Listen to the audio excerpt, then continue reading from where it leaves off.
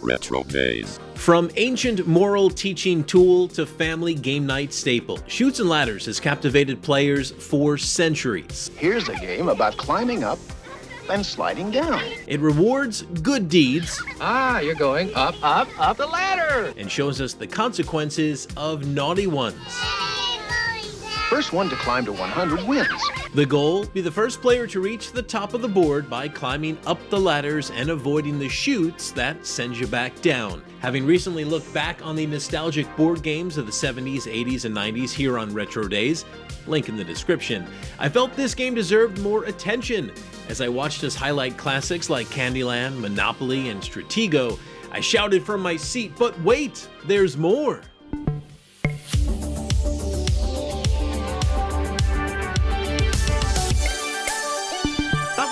More!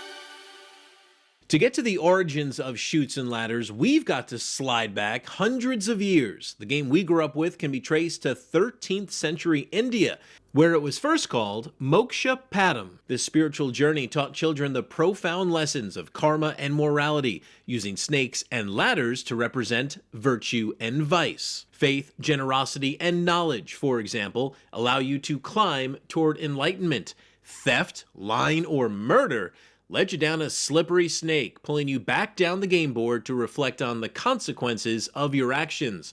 And with more vices than virtues on the board, there was a lot to reflect on. The final space, box 100 as we've come to know it, represents moksha, or nirvana. As the game traveled to the Western world, it was stripped of its spiritual aspects, introduced in England in 1892 as Snakes and Ladders.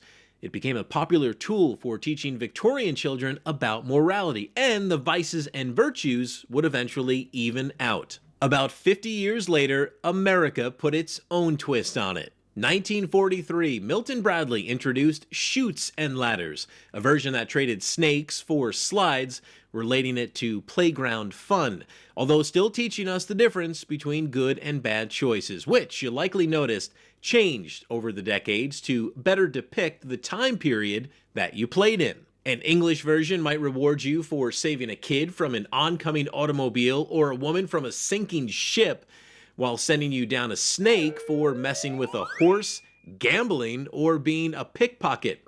For many of us, the 1979 edition is one we remember fondly.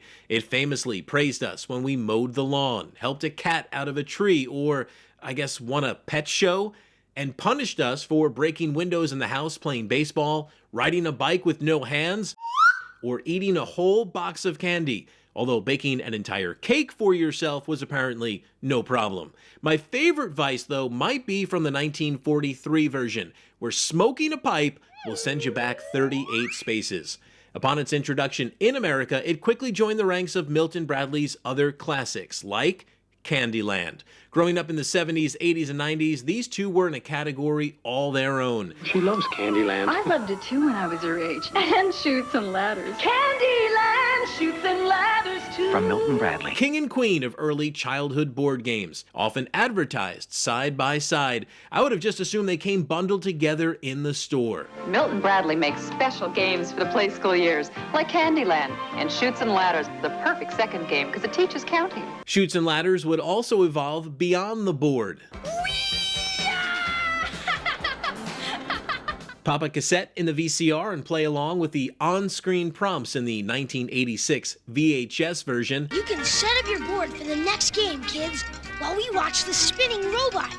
It's a sound game, so turn all your cards so the picture sides are facing up. Hasbro Interactive created a PC edition in 1999. And Robot Chicken gave us a much different take on the Chutes and Ladders combo in 2006. This summer, Officer Chutes and Officer Ladders are born to be partners, spoofing Owen Wilson and Ben Stiller's Starsky and Hutch movie. In 2018, Chutes and Ladders was a finalist for the National Toy Hall of Fame, but was edged out by the Magic 8 Ball, Uno, and Pinball.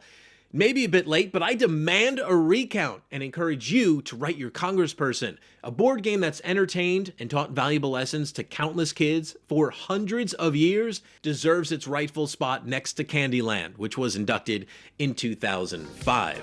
So what are your fondest memories playing Chutes and Ladders? Do you think it deserves immortality in the Hall of Fame?